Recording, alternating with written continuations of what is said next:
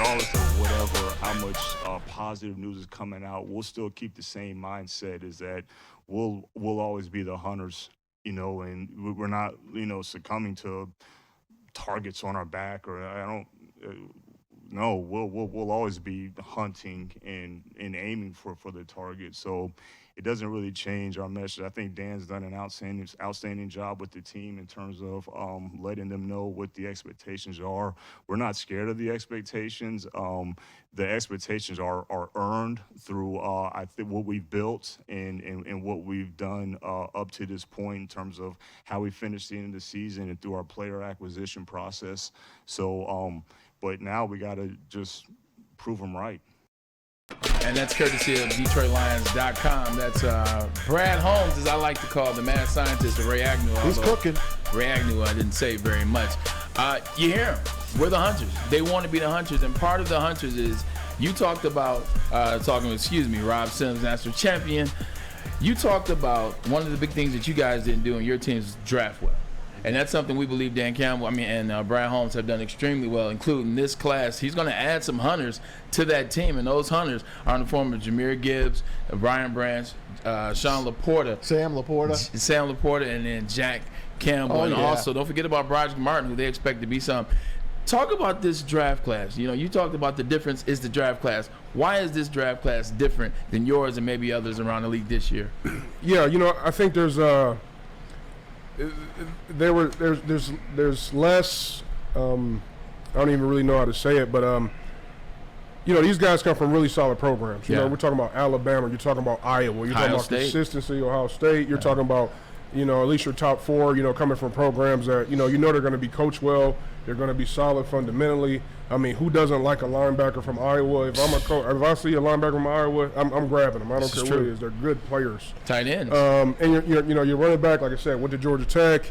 Scheme didn't work for him. Went to Alabama. Shout out to Cal. If you can make it in Alabama, you can make it anywhere. Hell yeah. So I think that's the biggest thing where we had more guys that had a lot of upside, but there were some question marks on them health wise or whatever the case may be.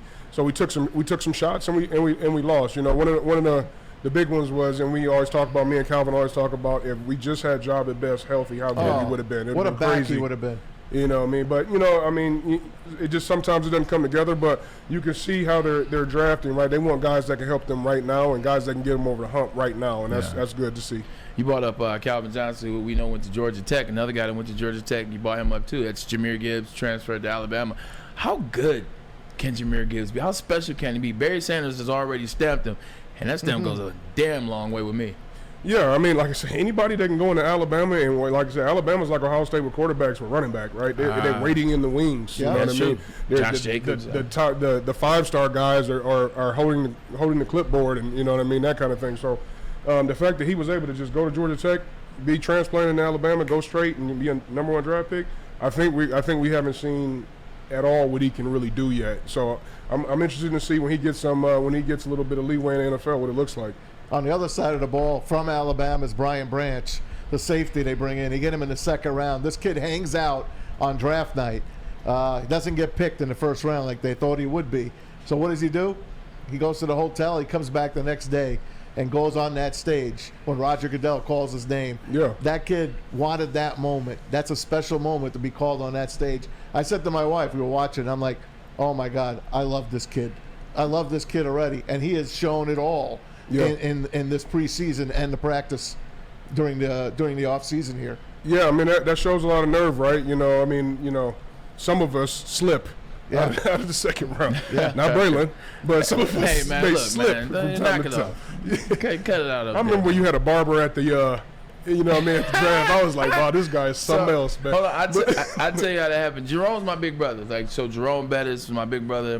My dad, Jerome used to go to the Richard McKenzie camp when my dad was working the camp. And so then he took over the camp. So I've known Jerome my whole life. He said, hey, man, I'm going to give you a gift for the draft. And this is when it was only him, Steve Harvey doing Beijing. Yeah, it was crispy, And man. so he hit me up. He was like, I got a surprise for you. He sent the barber to the event. Wow. So he cuts my hair, Rob, in the hotel.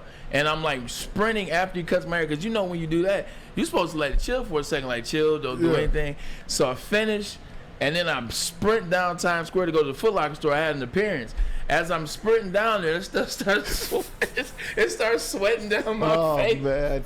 Luckily, it wasn't too hot outside. It started sweating down my face a little bit. I like pulled up. I know I look crazy as hell. They was like, they ain't bringing that one. So I told Jerome, man, never again. I never wore Beijing again, man. Like that was. But back to Brian Can you Branch. imagine getting in your helmet? Oh, I can't imagine. You burning your eyes, bro. What are you doing? God. What are you thinking? You look good at least. Yeah. I appreciate it. Yeah, Thank you so sure. much, You look man. sharp, man. I didn't look good the day before the draft, though. It Oh, was man. just But, tough. I mean, Brian Branch, the fact that he came back, he wanted to be a part of it. He wanted that to be for his family, right? That's difficult to do. You know, a lot of guys run from that moment. You know, the guy said, I'm gonna hang out and do it. And you know, like I said, it's middle linebacker from Iowa. I'm gonna take a safety from Alabama. 100%. How about that, huh? Hey, you got to tell them about your other draft story, your suits. Oh, Your suits mistake. But Zania or Shakini. Hold on that for a minute. Hold on to it. Hey, you want the latest information on the Lions? Keep it right here. The Lions Insiders have you covered with shows twice a week. Gabrielle D. Phillips, we know her as Gabby, Matt Broder, and the legend Terry Foster bring you the latest news and breakdowns. Tuesday mornings from 7 to 8, Sunday mornings from 8 to 9. Lions Insider Show, your first stop for game day. Check them out on the Woodward Sports YouTube channel. I'm not telling you all my stories, man. This is about the Detroit Lions and Rob Sims right now. Rob, let's transition this over because I feel like the elephant in the room is the Kansas City Chiefs and Patrick Mahomes, who's the best player in the NFL currently. Chris Jones, another big topic that we can get into, but I want to stay with the rookies. How do the rookies have success against Patrick Mahomes in Arrowhead? This is their first game. You're talking about first game is against the Super Bowl champion Kansas City Chiefs. You know, what's Aaron Glenn and what's Ben Johnson's job in terms of the rookies in this game? Yeah, I think, when you look at Hutchinson last year, the best thing they did for him is let him just go play football, right? Yeah. They didn't make it too complicated for him. They let him put his hand in the dirt and go do what he does, and we can see he can be one of the best in the league when he gets that. And I think it's the same thing for these guys, right? They've only had a short time to learn the playbook. I'm sure these guys are students of the game, but you got to make it easy on these guys. It's going to be going a mile a minute. Their first shot is against the champ. The champ. So you got to go out there, man, and just play ball, man, and be. Like play on the what did they used to call the verge of a rage. That's what they used to call that, right? Hey, man, national TV, first game of the year, but the guy that you have to look out for, it's Patrick Mahomes. Yeah. Everyone has got to watch out for Patrick Mahomes. They asked him today, they asked Dan Campbell in the media session over at Allen Park, they said, okay, Dan, how do you attack this guy? How do you attack him? What's your thoughts? Here it is.